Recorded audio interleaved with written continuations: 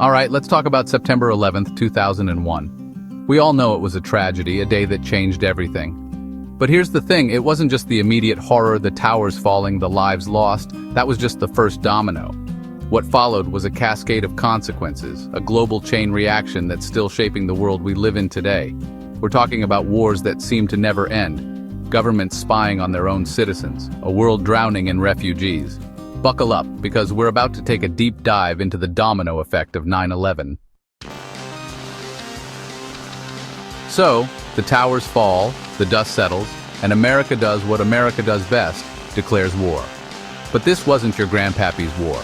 This was the war on terror, a nebulous, ever-shifting enemy that justified invading Afghanistan, toppling Saddam in Iraq, and basically turning the Middle East into a geopolitical mosh pit. Suddenly, we were sending young men and women to fight an enemy that could be anywhere, anyone. It was a recipe for endless conflict, and guess what? We got it. We're talking decades of war, trillions of dollars spent, and for what? Afghanistan's still a mess, Iraq's still reeling, and we've created more terrorists than we've eliminated. Think about the soldiers who signed up to fight for their country and ended up broken, physically and mentally. Think about the families torn apart, the lives lost, the futures shattered. That's the true legacy of the war on terror, a generation scarred by endless conflict. And don't even get me started on the civilians. Millions caught in the crossfire, their homes destroyed, their lives upended. The war on terror wasn't just about fighting terrorism, it was about reshaping the world in America's image. Remember that warm, fuzzy feeling you had before 9/11 when you could make a phone call without worrying if the government was listening? Yeah, those were the days. After the attacks, fear became the new currency and governments around the world started cashing in. Suddenly, national security trumped everything, even basic freedoms. The US passed the Patriot Act, which was basically like giving the government a master key to your entire life. They could read your emails, tap your phones, even track your library books, all in the name of stopping the next terrorist attack. And it wasn't just the US from the UK to China. Governments were building massive surveillance networks, turning the world into a giant panopticon. They told us it was for our own good, that we had to sacrifice some privacy to stay safe. But here's the thing, when did we agree to this trade-off? And let's be honest, it's not like this mass surveillance has actually made us that much safer.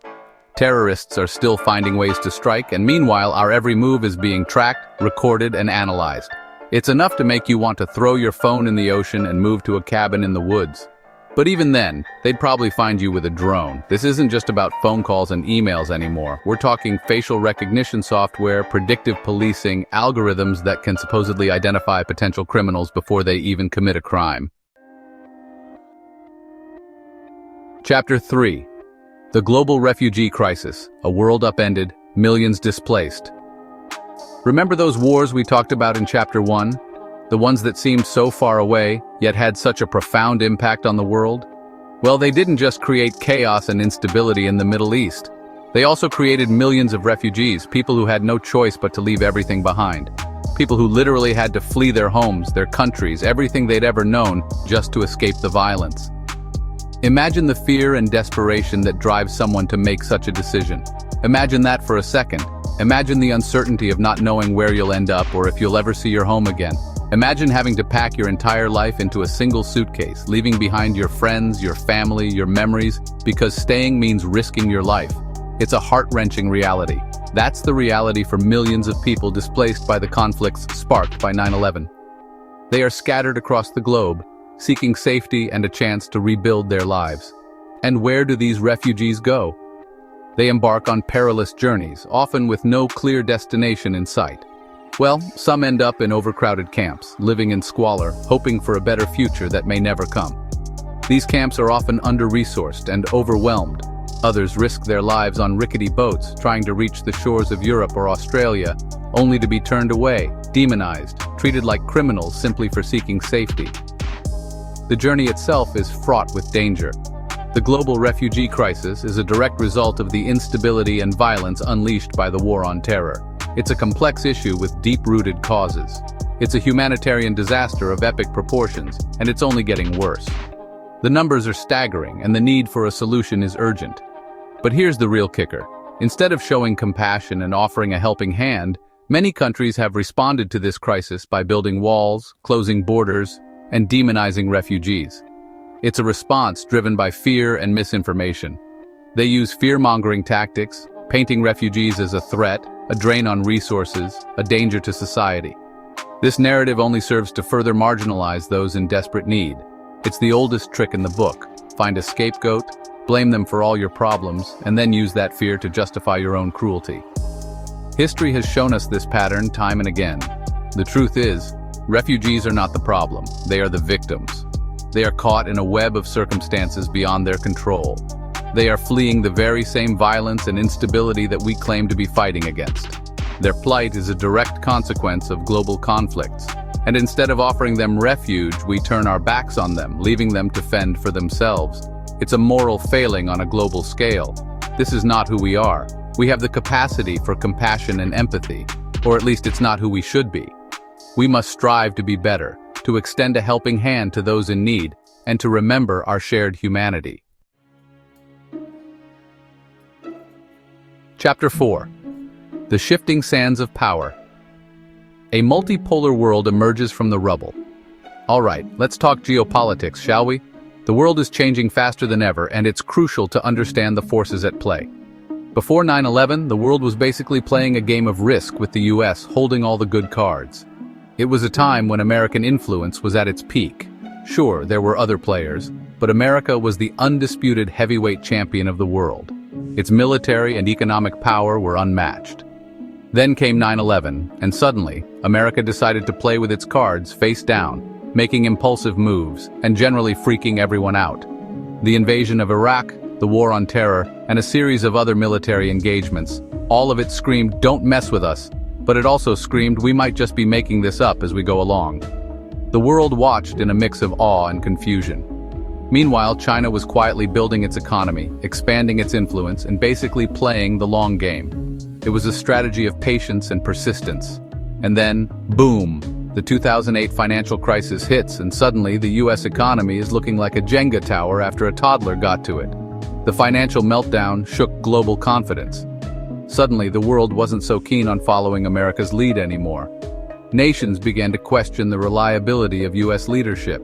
They saw a country bogged down in endless wars, crippled by debt, and led by a bunch of politicians who couldn't agree on whether the sky was blue. The internal divisions were glaring. And just like that, the global power dynamic started to shift. The unipolar moment was over. China stepped into the vacuum, flexing its economic muscle, forging new alliances, and generally making it clear that the era of American dominance was coming to an end. It was a new dawn for global politics. This isn't to say that the US is irrelevant now, far from it.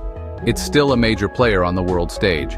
Its influence remains significant, but it's no longer the sole superpower. But it's no longer the only game in town. Other nations are rising, and the balance of power is more complex. We're now living in a multipolar world, where power is more diffuse, alliances are more fluid, and predicting the future is about as easy as herding cats on roller skates. The geopolitical landscape is ever-changing. This new world order is messy, unpredictable, and potentially dangerous. The stakes are higher than ever, but it's also full of opportunity. New players are emerging, bringing fresh perspectives and innovative solutions. With the US no longer calling all the shots, other countries have a chance to step up, to shape the global agenda, and to create a more just and equitable world. The future is wide open. Chapter 5. Terrorism 2.0 - From Basement Bunkers to Viral Videos. Before 9/11, terrorism was like that weird uncle you only saw at family reunions, always lurking in the background, occasionally causing a scene but mostly just an awkward presence. But after 9/11, terrorism went viral, transforming the landscape of global security forever. It wasn't just about hijacking planes and blowing up buildings anymore. The tactics evolved, becoming more sophisticated and far-reaching. Terrorist groups, particularly Al-Qaeda and later ISIS, realized that the real weapon wasn't explosives, it was information. They understood the power of media and the internet. Specifically, it was the ability to spread fear, propaganda, and recruitment videos faster than a cat meme on the internet. This new strategy allowed them to reach millions instantly. Suddenly, the battlefield wasn't just some remote desert outpost. It was your computer screen, your smartphone, your social media feed. The war had entered our homes. Terrorist groups were using the same tools as everyone else, Twitter, Facebook, YouTube, to spread their message and radicalize a new generation of recruits. They became adept at manipulating these platforms. This was Terrorism 2.0, decentralized, digitally savvy, and terrifyingly effective. It was a new kind of warfare that was hard to combat.